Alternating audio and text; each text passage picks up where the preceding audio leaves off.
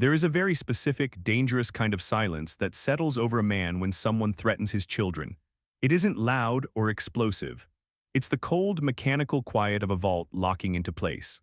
Blood doesn't dictate who you protect in this world, devotion does. I stepped into the lives of two young boys when they were just 8 and 10, and from that moment on they were mine.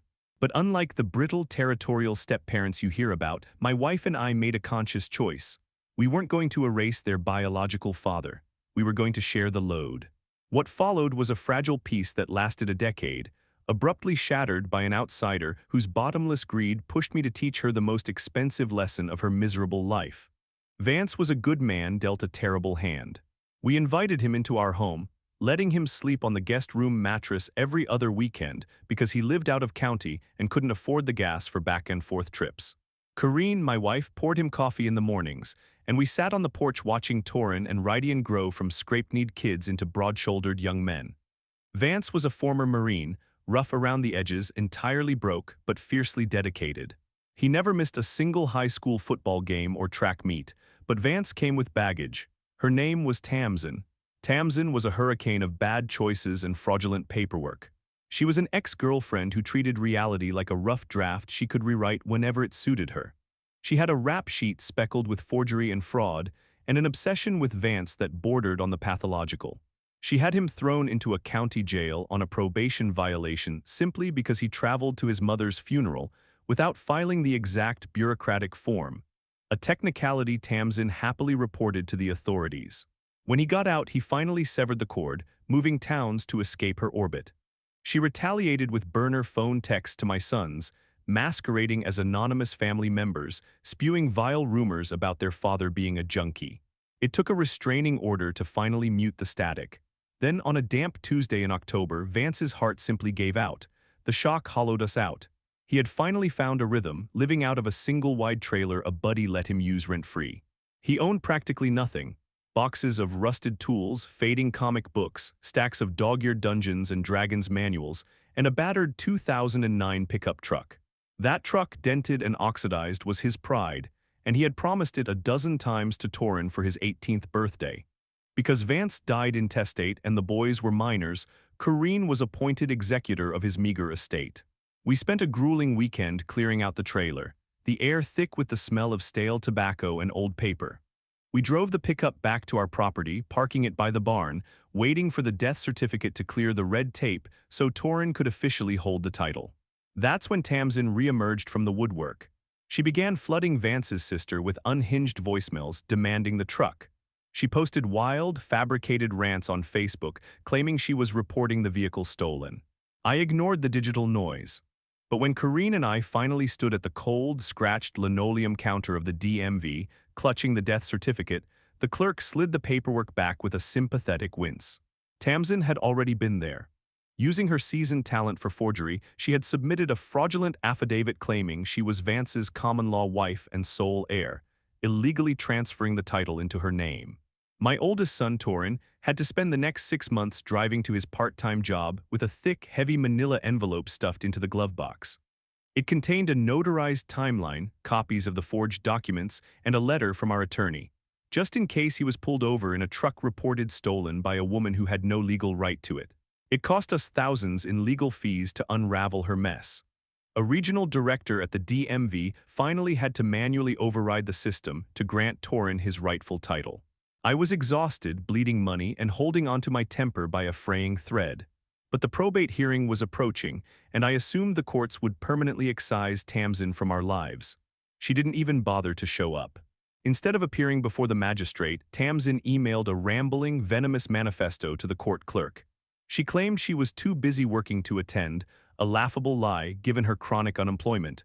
But she didn't stop there. She wrote that Vance despised his sons.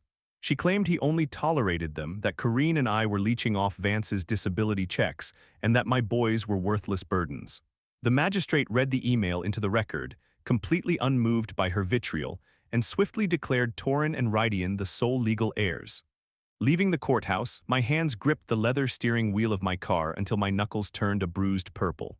If Tamsin had just walked away, if she had kept my sons' names out of her filthy mouth, I would have let her fade into the background.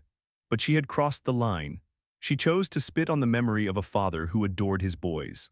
I went home, unlocked the metal filing cabinet where we stored the boxes from Vance's trailer, and started digging. Weeks prior, while sorting through a stack of old bank statements, I had noticed a property tax assessment form that didn't make sense. I pulled it out again, smoothing the crumpled edges under the amber glow of my desk lamp. It was a municipal tax record for a house located 2 counties over, Tamsin's house. I paid a private investigator a small fee to run a deep property deed search.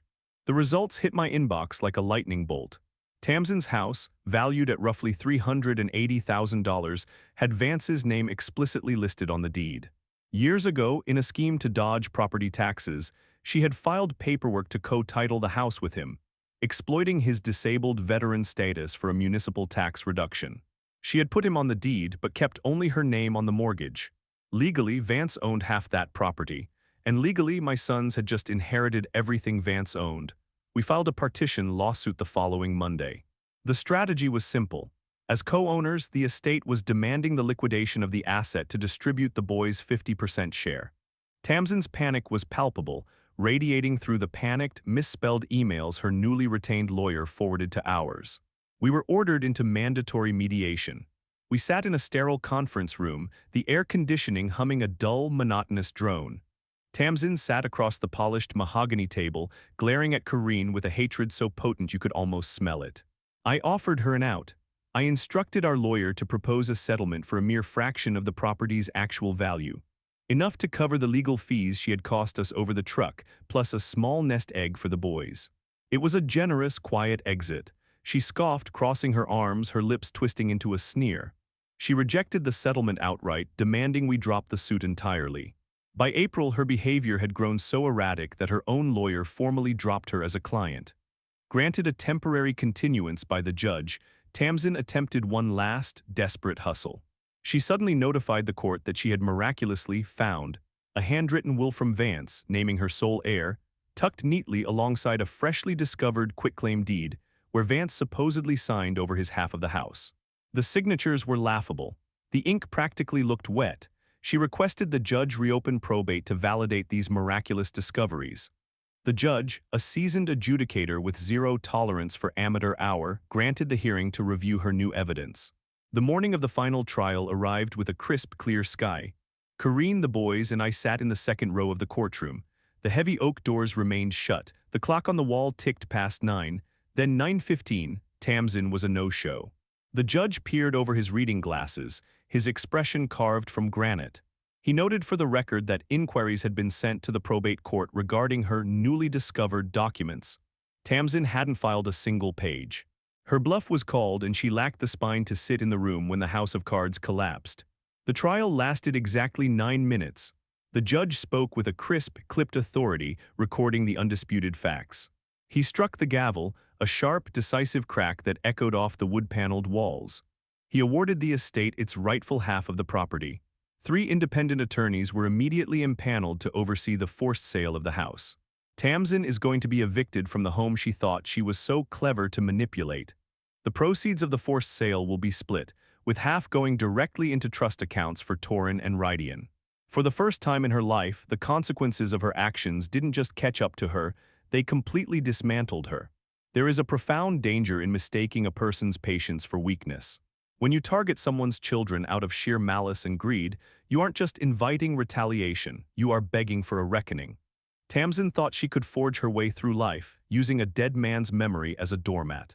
Instead, she handed my sons the keys to their future, financed entirely by her own arrogance. Sometimes, karma doesn't just circle back, it kicks down the front door and puts a for sale sign on the lawn. If you enjoyed this story of justice served cold, make sure to hit that subscribe button and turn on notifications, so you never miss out on our latest content. Leave a comment down below. What would you have done if someone tried to steal your child's inheritance?